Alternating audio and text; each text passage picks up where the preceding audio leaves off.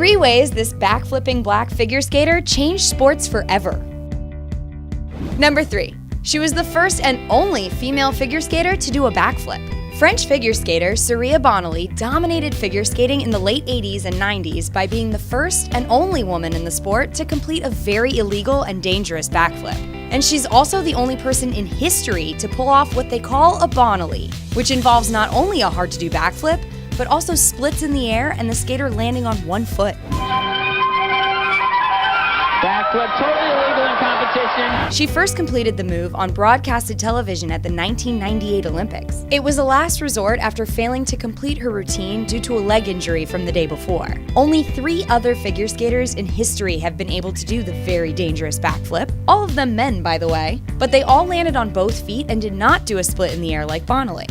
Though it was the first time in history anyone had seen anything like it, yes, even the judges, Bonaly still only made it to the 10th spot. Because the backflip is illegal, the impressive move wasn't counted toward her score, and the judges refused to make an exception, despite her history-making moment. Number 2, she didn't look like other figure skaters. Bonaly wasn't a graceful swan in the world of figure skating like most of her opponents were, and she was totally fine with that. Not only was she one of the few black women in figure skating, but as her historic backflip proved, she was also fiercely athletic. Bonaly was known for preferring athleticism over artistry. She had a strong, muscular figure and would always prefer harder tricks over choreography.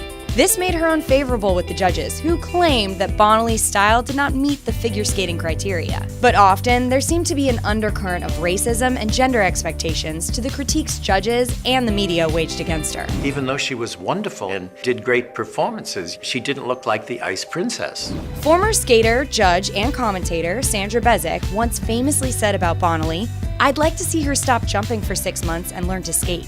Bezic claimed that Bonaly did not skate like a figure skater because, according to Bezic, the sound of Bonaly's skates on the ice was, quote, scratchy in comparison to other judge favorites like Yuka Sato and Katia Gordieva. Number 3, she was a total rebel. Remember Chaz Michael Michaels from Blades of Glory?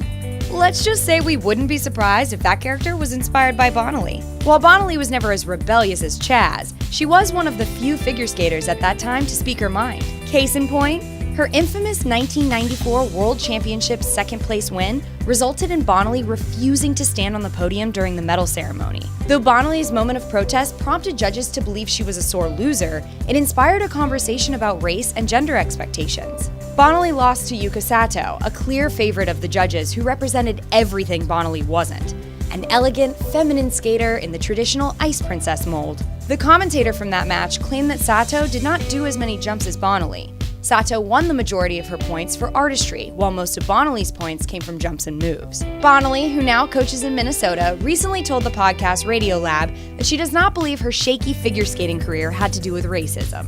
But she did admit that, when you're black, everybody knows that you have to do better than anyone else who's white. Share if Bonaly was a total badass.